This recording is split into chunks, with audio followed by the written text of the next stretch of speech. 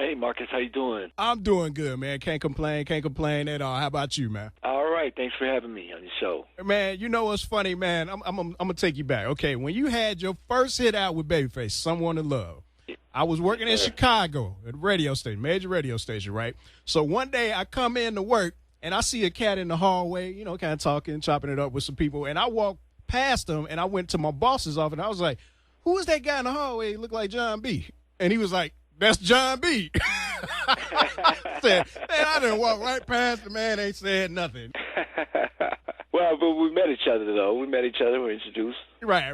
Eventually, I came back around and we met and everything. Yeah, so it was all Yeah, good. yeah. Now, you know what's funny, though? A lot of people don't know this, and I know it's going to be talked about in Unsung tonight, but you were a writer and producer for other artists before you put out your first record. Who are some of the people that you work with that helped you kind of get your career rolling before you started putting out your own records? Well, I started making my name as a writer and producer alongside Kenny Babyface Evans. He gave me the opportunities to work with TLC, with, New Edition, After 7, Tony Braxton. I mean, these opportunities, you know, were, thinking back now, it just was so, it was almost like the pinnacle of your career first. You know, you experience all the greatest things first. It was really surreal for me being a fan of R&B music and really someone that really studied his music and was influenced by his music so heavily. It just was the biggest reward, man. It really was, getting to work alongside him and learn, you know, just by watching him do his thing. I really learned we had a lot in common. There's a reason why we were meant to work together.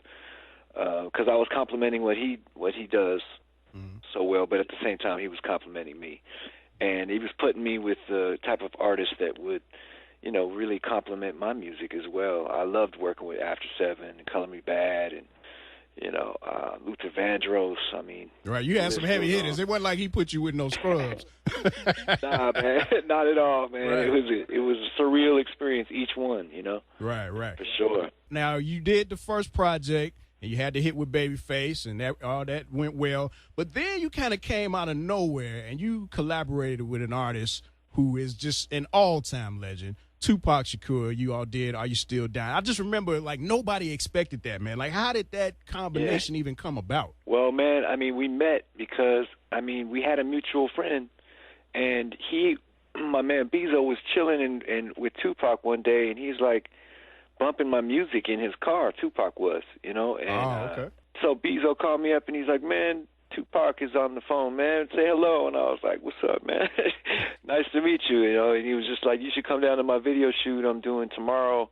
You know, let's chop it up. So I came down, and it was the video shoot for How Do You Want It? Oh, yeah. Now, which version, though? Because, you know, he had two. Was it the one where he had all the girls or the other one? Yeah, man.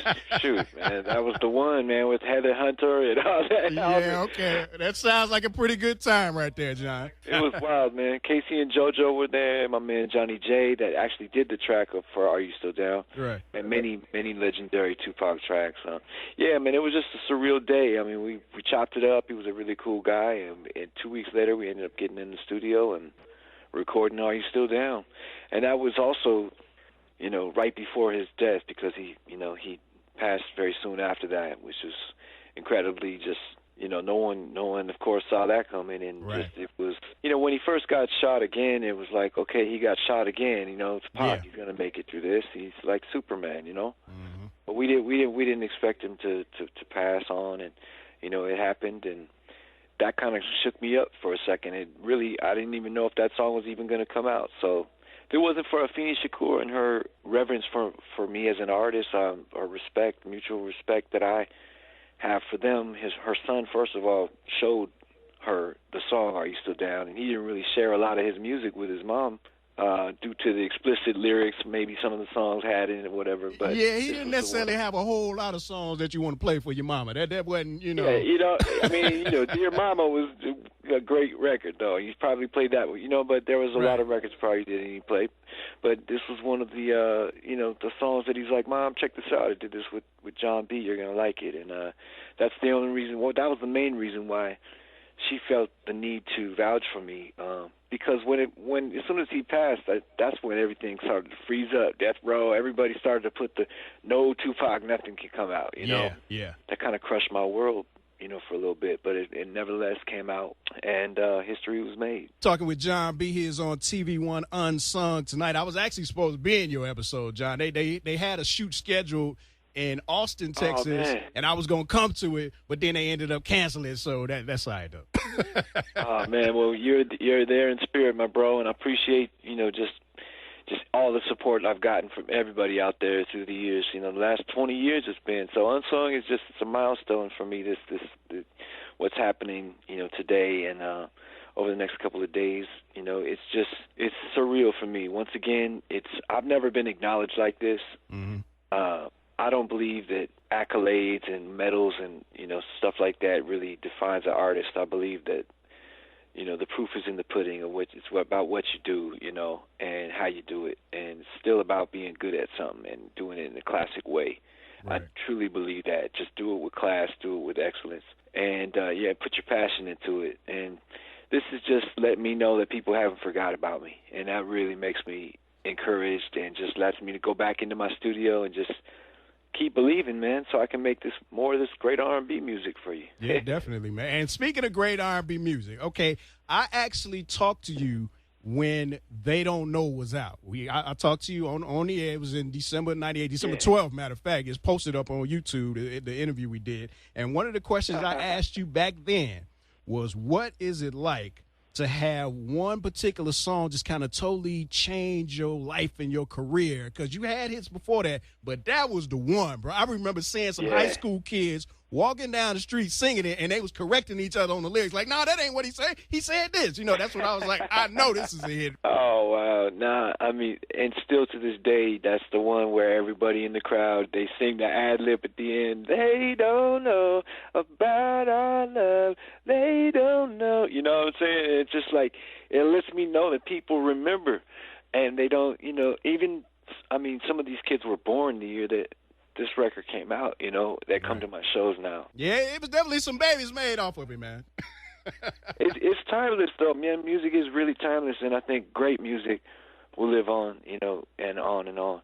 Now it's just a tremendous thing to get the music to the world the way that we can now, the way that technology has changed through the years.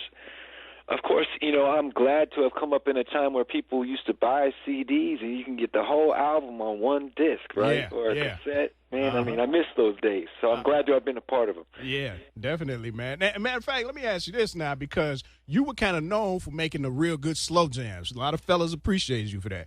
But when you came back with the next album, you came a little bit more up-tempo with that Don't Talk, man. What made you go in that direction at that time? What kind of vibe were you feeling to say, hey, I'm gonna do this one right here for 2001? Well, Cool Relax was a very that album was very, very moody, It had a lot of mood and feeling to it and emotion. I was real deep on that album. So I wanted to kind of lighten up the atmosphere, but at the same time just kind of party with you. And I never had a party joint out. I never put an up-tempo out, That was the interesting thing about it. Is like, I was really influenced at the time by a lot of the records that were happening. And, growing up being influenced by, like, Biggie just as much as I was Tupac. 112 had a record, I believe. There was, like, some bounce rock skate at the time, kind of a throwback to the 80s electro-funk kind of, vibes. And I just wanted to kind of go back to that and follow that same kind of energy. So that inspired Don't Talk. And man, that was a record I literally wrote in about 10 minutes, man. It was just a good feeling one night. I went down to the studio, boom, boom, and the lyrics came, and there it is. Okay. Well, people still feeling it to this day, man. So you definitely did a good job with that, man. Well, check it out tonight. Appreciate it, man. Is TV1 Unsung, 7 o'clock our time here in the Dallas-Fort Worth area on TV1. Jon B. It's definitely going to be a good episode. You definitely got to check it out. And, Jon, how can people reach out to you? Because you still got so many fans, that, and everybody's on social media. Well, how can people reach out to you now? Definitely look out for my new music as well, coming this year very, very soon, Oh, yeah. You can get at me at official Jon B. That's my Instagram and that's my Twitter. And you can also check out my website, which is jonbworld.com. But most importantly, check me out tonight, TV1. It's going down, Unsung. Your boy, last 20 years. Yeah, man. I hate I'm not in the episode, but I can't complain too much because I'm in 4 of the next 5 starting next week. Nice, so, man. it's funny because a lot of artists don't want to do unsung because they think it's a bad thing. They don't want to tell they dirty laundry and all that kind of stuff. But this can be real beneficial for you, man. A lot of people who've done it have said that it's helped their careers even more in terms of getting bookings and making more money and everything. So just take it and run with it, dog. That's right, man. I appreciate that, no doubt. Jon B in the building. Yeah. Yes, sir. Appreciate you having me.